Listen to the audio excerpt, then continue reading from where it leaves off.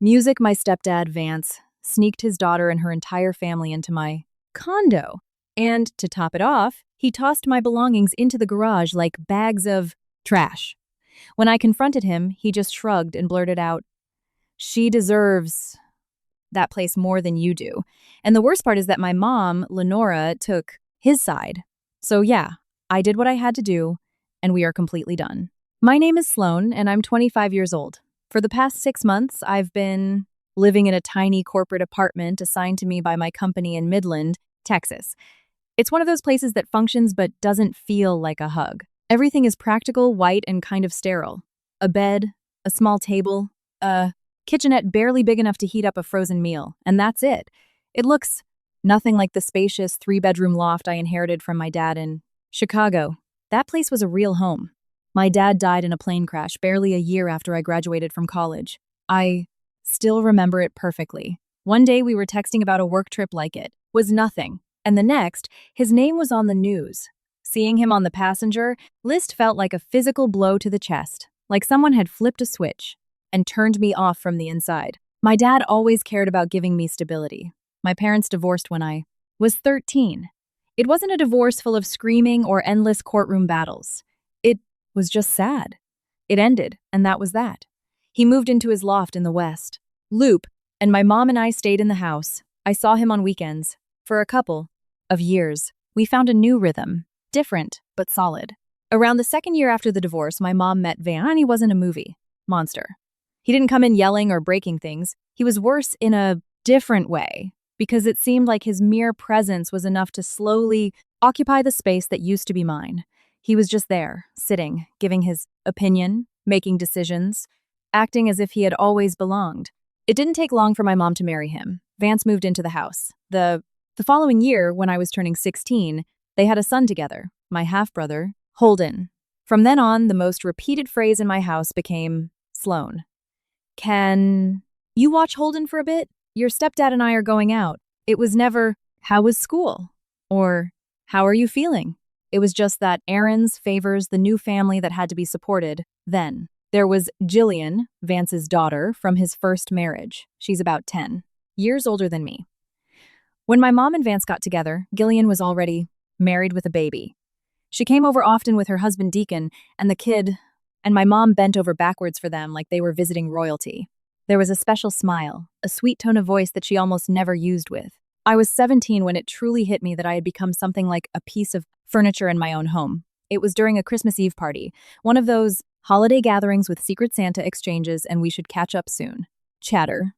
Jillian arrived with Deacon and the baby. I had just gotten home from high school, exhausted, and when I walked into my bedroom, I saw that it wasn't my bedroom anymore. My bed wasn't in its usual spot. My things, my books, my clothes, everything were piled up in the small guest room my mom used as a home office.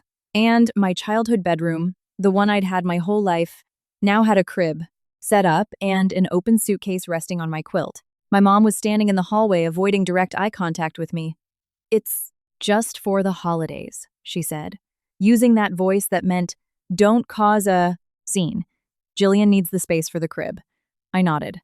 I didn't make a fuss. I didn't cry right then and there. I just swallowed my anger and said, "Yeah," but something shifted inside me, something that never settled back into place. When I turned 18, I left for college. My dad paid for everything.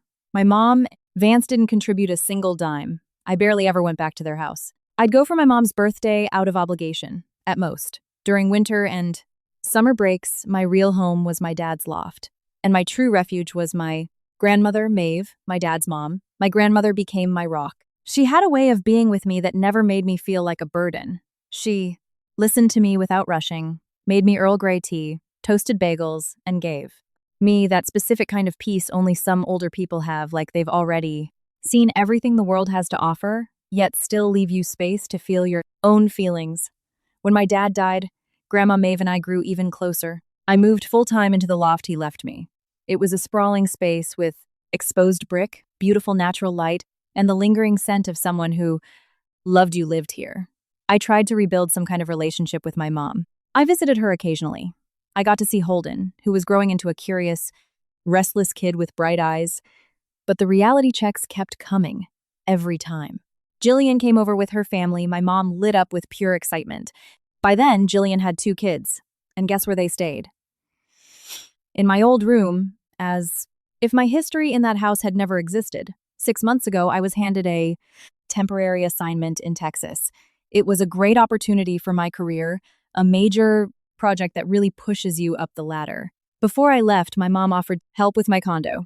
"We can rent it out while you're gone," she said one day at a coffee shop, using that little voice that meant she already had a plan in motion. That way you get some extra income. "No, thanks," I replied firmly. "I don't want strangers living in my home." My mom pressed her lips together, the way she does when she's holding back a retort. Then she nodded. "Well, I'll keep an eye on it, then. I still have the spare key you gave me last year, just in case." I went off to Midland, and life in the little corporate apartment became lonely, but manageable. Long work hours, takeout, and weekly calls with my grandma. Every week we talked about everything and nothing. The weather, what she was, cooking, some mild gossip from her block, how my project was going, until last Thursday, late at night. That day, my grandmother sounded different. Her voice had a tight edge to it, like it was physically hard for her to say what came next. "Sloan," she said, I don't peddle gossip, but Mrs. Higgins, a lady I play mahjong with, who lives in your building, she mentioned something that left me unsettled. I felt my stomach tie into a knot. What happened to my condo?" There was a silence, and then my grandmother spoke very slowly. "She says Jillian and her family moved in shortly after you left for Texas, that your mother and Vance helped them carry boxes up." My spine turned to ice. "That's impossible," I said, even though deep down a part of me already knew it was true. "I'm so sorry, sweetheart," my grandmother said. "I just felt you needed to know." I hung up and immediately dialed my mom's number. I tried to keep my voice light, as if everything was normal. "Hey, Mom, just calling to see how you are. Hey, everything good with the condo?" Yes, she answered entirely too fast. "Everything is fine. How's work?" "Good," I said. "Actually, a friend from college needs a place to crash for a few days in Chicago. I told her she could probably use my place. She's going to swing by and grab the key from you." Her breathing hitched. A tiny silence, but one completely filled with panic. "Oh, Sloan, I don't think that's a good idea," she said. "You always said you didn't want strangers in there. They might break something, and you know how protective you are of your things." "Mom," I cut her off. My voice wasn't gentle anymore. "I already know Gillian and her family are living in my condo." The silence stretched out. Everything became crystal clear. Sloan, she finally let out a tired sigh. "Yes, it's true. But they didn't have anywhere to go. Their landlord sold their duplex, and you know how insane the rental market is right now. You did this behind my back," I interrupted. "You knew I didn't want anyone in there." "Gillian isn't anyone," my mom snapped. "She's family. She's Vance's daughter." "She is not my family," I said, my hand shaking as I gripped the phone.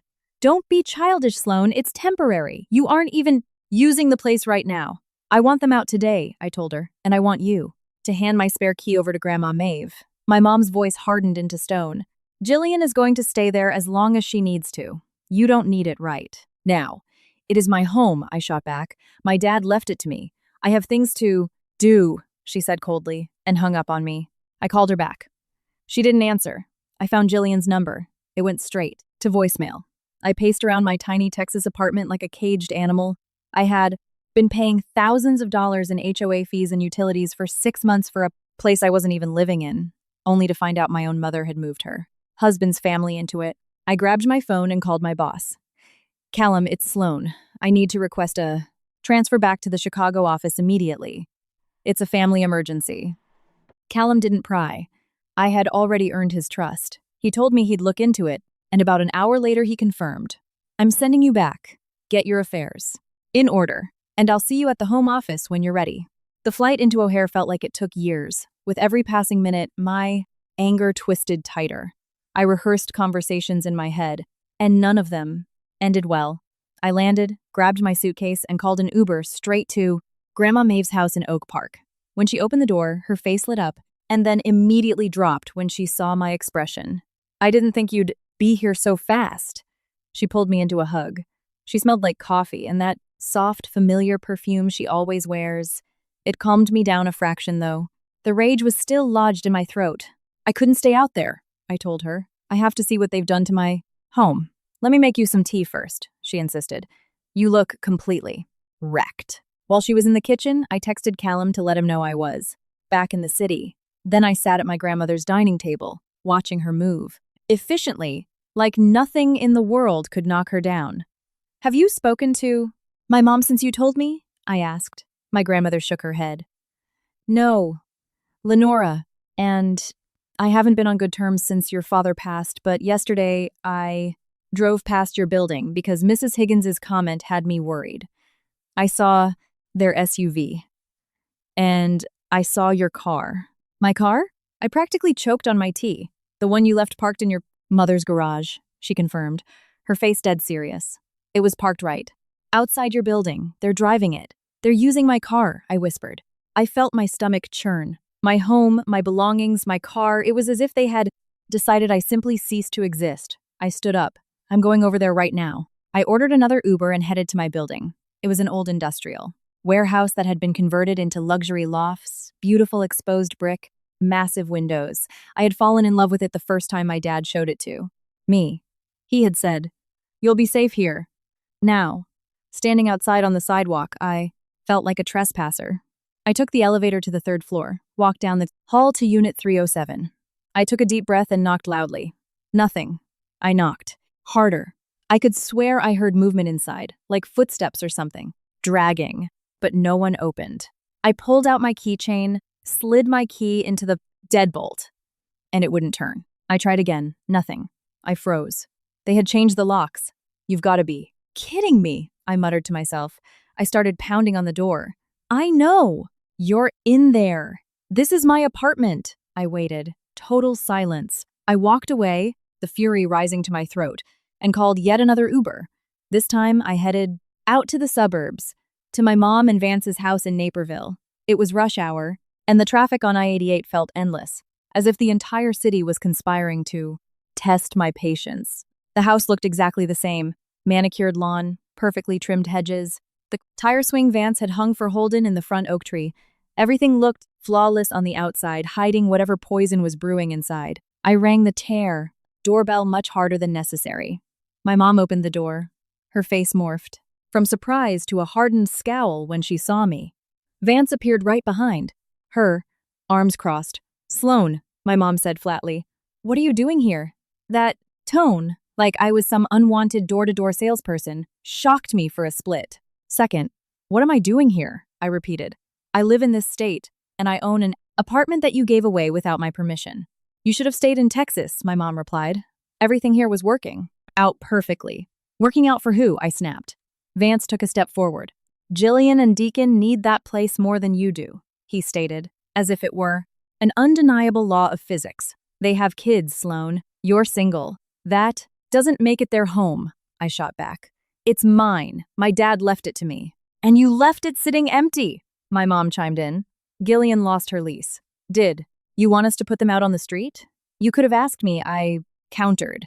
"Or help them find another rental, or let them stay here." Vance's face darkened. "There's no room here. Besides, Jillian deserves that place more than you do. She has a family to support." I felt my face burning. "And my car?" I demanded, remembering what Maeve had told me. "The one I parked in your garage before I left?" Vance just shrugged. "We let Jillian use it. Her transmission blew, and she needed to get the kids to daycare." I looked at my mom. I searched her eyes for something remorse, a flicker of doubt, even an ounce of shame. Nothing. Her expression was completely walled off. "Your things from the apartment are in the garage," she said, as if she were doing me a massive favor. "Can you take them today? They're in the way." "In the way?" I repeated, my voice hollow. As always. My mom tensed up a little, but I didn't say a word. "I'll hire a moving van," I said, pulling out my phone. I stayed standing on their front porch, ignoring her lukewarm offer to come inside for a minute. I didn't want to be in there. I couldn't. When the local movers arrived, I pointed them toward the garage. There were my things. Cardboard boxes stacked carelessly. My accent chair, my nightstands, items tied together with cheap twine, like they had just hastily swept the place. Clean to make room. "Where to, miss?" the lead mover asked. I gave him Grandma Maeve's address in Oak Park. While they were loading my life into the truck, Holden walked up the driveway, coming home from school. He had his backpack on, his jacket half-zipped, and when he saw me, his whole face lit up. "Sloan!" he yelled, running toward me. But my mom stepped out and grabbed his arm. "Go inside and do your homework," she told him. "Sloan is busy." Holden's face fell. He looked at me, his eyes full of unspoken questions. Then he obeyed, trudging inside, looking back at me one last time before the front door shut. When the movers loaded the final box, I turned to my mom. "And what are you going to do when I take my home back?" I asked her. "Because I am getting it back. Don't cause trouble, Sloan," she warned in a low voice. "Jillian doesn't have anywhere else to go." "That is not my problem," I replied. I climbed into the passenger seat of the moving truck. As we pulled away, I saw my mom standing in the driveway with that same blank expression that said absolutely nothing, yet told me everything I needed to know. At my grandmother's house, we unloaded everything into her garage.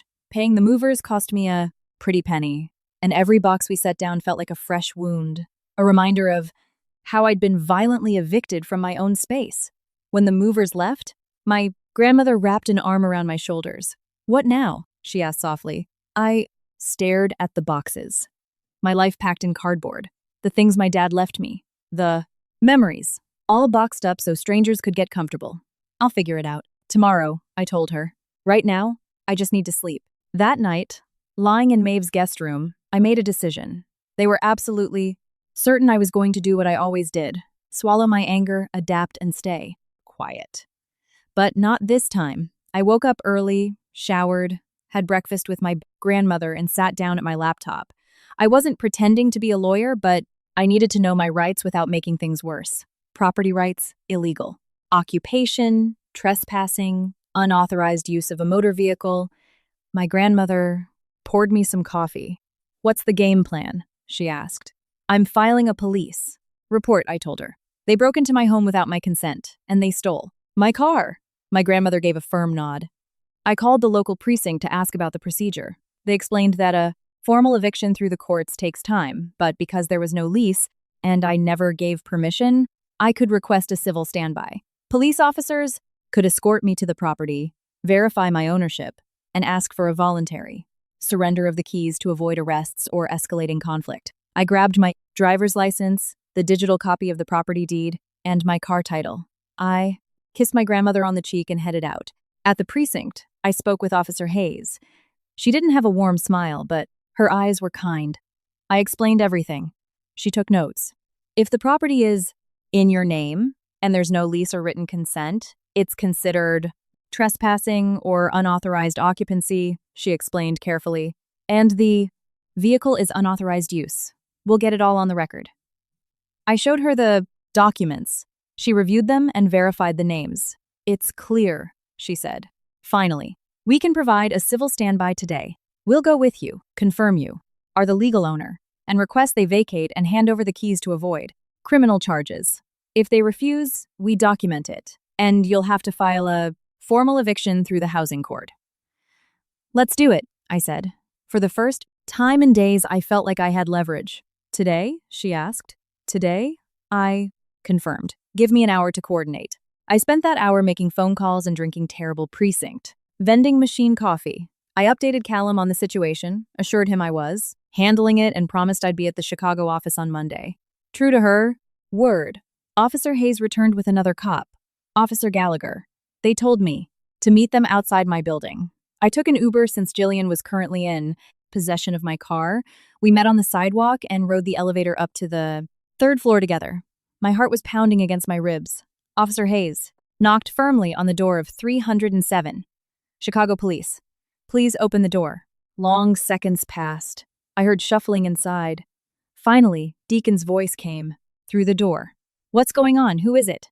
"Open the door, sir, officer," Gallagher commanded. The door cracked open. Deacon peered out. When he saw me, standing behind the cops, his eyes went wide. "What is your problem, Sloan?" He spat. "Open the door entirely," Officer Hayes instructed. Deacon stepped back, and there was Jillian, standing in my living room, with a toddler on her hip and an older kid hiding behind her legs. My home, my sanctuary, was buried under their mess. Plastic toys scattered across the hardwood, an ugly oversized sectional that wasn't mine, boxes, backpacks, clothes draped over chairs. And the walls, my beautiful, subtle gray walls, had been painted a blinding, hideous mustard yellow. Sloane, Gillian said coldly. You could have called before showing up. Called before showing up to my own home? I shot back. The one you broke. Into? Officer Hayes stepped forward. Ma'am, she said to Gillian, the legal owner of this property is present and has provided proof of ownership. We are here to keep the peace and request the voluntary surrender of the property. And the keys. This is all being officially documented. Gillian's face turned blotchy red. Lenora gave us permission, she said, pointing at me like I was the criminal. We didn't have anywhere to go. We have children, Officer Gallagher spoke calmly.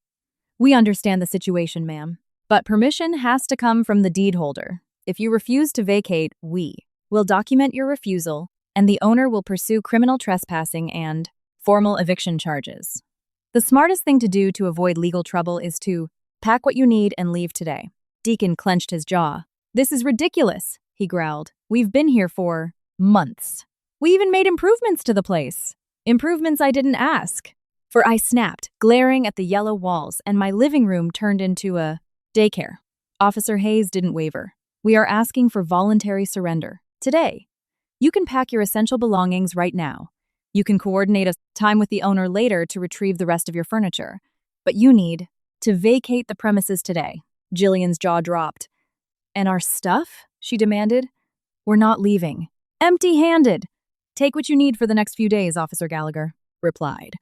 Clothes, documents, medications, baby supplies. The rest will stay. Until a date is agreed upon. We're trying to keep this out of the courts, folks. Let's make it easy. Gillian burst into tears. The toddler on her hip started fussing, and the older kid clung tighter to her leg. We have 2 kids, she sobbed, staring daggers at me. Where are we supposed to go? How could you do this to your family? Something ignited inside me right then. It wasn't blind, explosive rage. It was a cold, diamond-hard clarity. Family, I repeated. You were never my family. Gillian, you are the person my mother gave everything to. Everything she stole from me.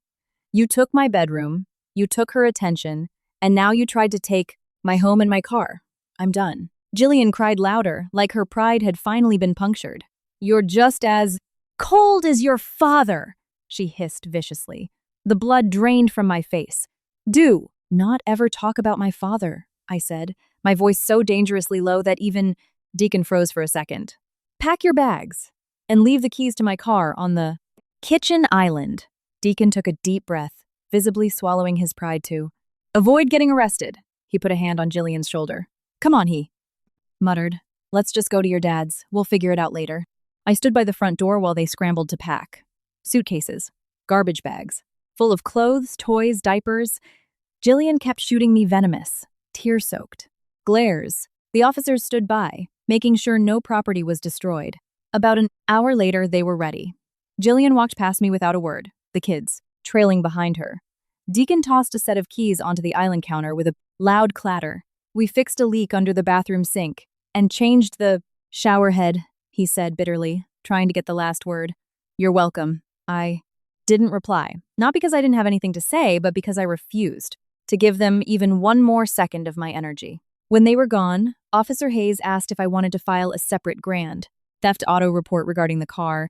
I thought about it for a second. Just put it in the incident report, I said. I have the keys back. I don't want to drag this through court if I don't have to. I just want my life back. They had me. Signed some paperwork confirming the voluntary surrender and that police had kept the peace. Then they left. I locked the door and walked slowly through my loft, as if I were seeing it for the first time. I looked at the ugly sectional, the rearranged layout, my messy kitchen, my home office completely gutted to make room for a crib. I walked into the bathroom, and there it was, written across the vanity mirror in bright red. Lipstick were 2 massive words, ungrateful daughter. I stood there, looking at my reflection through the red letters. If this had happened 6 months ago, maybe I would have broken down crying on the tile floor. Maybe I would have felt guilty. But in that moment, all I felt was an unshakable resolve. I grabbed some paper towels, ran them under the faucet, and slowly started wiping away the lipstick. I scrubbed it clean, unhurried, like someone washing away a stain they no longer intend to carry. When the mirror was spotless, I walked over to the massive living room windows and looked down at The street. I saw Deacon tossing suitcases into an SUV that wasn't mine. My car was parked 2 spaces down. Seeing it there was just another reminder of how deeply they had crossed the line. I watched them drive away, and as their taillights disappeared, a massive weight lifted off my chest. The next few days were a blur of productivity. I called a locksmith and replaced every deadbolt. I informed the condo board and the HOA that absolutely no one was authorized to enter my unit or access my information. I hired a deep cleaning service. I organized for the movers to bring my furniture back from Oak Park. It hurt to see my belongings out of place, my memories shoved around like they meant nothing. The very first thing I did was buy paint. That mustard yellow was screaming at me. I spent an entire Saturday restoring the walls to Sherwin-Williams Repose Gray, the exact shade I had picked out with my dad. Standing on a stepladder, roller in hand, I felt like with every stroke, I was reclaiming a piece of my soul. My phone didn't stop buzzing. My mom called over and over, then Vance, then Jillian. I didn't answer. I had absolutely nothing to say to them. I only answered calls from Grandma Maeve. They moved back into Lenora's house, Maeve. Told me on one call. Your mother called me absolutely furious. I hung up on her. I don't have the patience for her nonsense at my age. Thank you, I told her, my paint roller dripping. Really, Grandma? Thank you. On the third day, while I was organizing books on my shelves, my phone rang. Again, it was my mom. I didn't want to pick up, but some instinct, maybe a need for closure made me hit the green button. What do you want? I asked flatly. How could you do that to your sister? She shrieked. Her voice was higher than I'd heard it in years. You put them out on the street with little kids. I took a deep breath and set a book down. First of all, Jillian is not my sister. Second, I didn't put them on the street. They are at your house, which is where they should have been in the first place. But they can't stay here long term, my mom argued, and for the first time, genuine panic bled into her voice. This house isn't big enough for all of us. Not my problem, I replied. You should have thought about the logistics before. You gave away my home without asking me. My mom clicked her tongue, treating me like a stubborn toddler. You are so incredibly selfish, she spat. Gillian needs that place more than you do. I stayed quiet, hoping she'd stop digging. Her own grave. She didn't. Besides, she continued, lowering her voice like she was revealing some undeniable logic. Maeve is getting up there in years. It won't be long now. And when she passes, you're going to inherit her house in Oak Park anyway. Can't you just sign the condo over to Gillian? You have more than enough. My throat tightened. Pure disgust washed over me. Is that what this is? I asked. My voice barely a whisper. You think I have a surplus? So you get to play Robin Hood with property that belongs to me? Sloane, don't be dramatic, she said. Quickly, we're talking about family. No, Mom, I said, we are talking about real estate. Real estate my dad left to me. And whatever my grandmother decides to do with her home is her business, not yours. There was a pause. Then my mom completely flipped her tone, strapping on a sickeningly sweet mask. Look, Sloane, maybe emotions are just running high. Right now, why don't you come out to Naperville for dinner tonight? We can talk about this like adults. Holden really misses you. That pulled at something deep inside me. Holden, that sweet kid who searched for me with his eyes when my mom dragged him away. A kid who had absolutely no fault in any of this, but I stood my ground. The time to talk like adults was before you stole my home and my car, I said. I quickly corrected myself, wanting to leave zero room for interpretation. Actually, even before you stole my home and my car, there was nothing left to talk about. My mom went dead, silent. I knew if I didn't say the words right then, I would inevitably slip back into the role of the compliant daughter. I don't want you to call me anymore, I told her.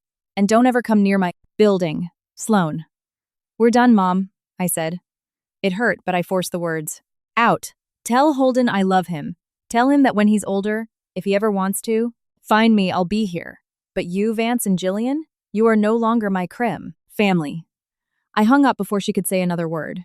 I went into my settings and blocked her number. I blocked Vance. I blocked Jillian. I blocked Deacon. Then I sat down on my clean couch in my freshly painted living room and I cried. I didn't cry for them. I cried for myself, for all the years I wasted, trying to earn a place in a family that was never going to give me one. The next morning, there was a knock at my door. I checked the peephole and was Surprised to see Callum, my boss. I opened it. Morning, he said, offering that easygoing smile he always wore. I brought over your HR transfer paperwork, and since I had a client meeting in the West Loop anyway, I figured I'd swing by and make sure you were doing okay. Can I come in? Yeah, of course, I said, still a little stunned. I brewed a pot of coffee. While it dripped, Callum walked around the loft. This is a great space, he noted, admiring the brickwork. Hell of a lot better than the corporate box we shoved you in down in Texas. I let out a small laugh. Thanks.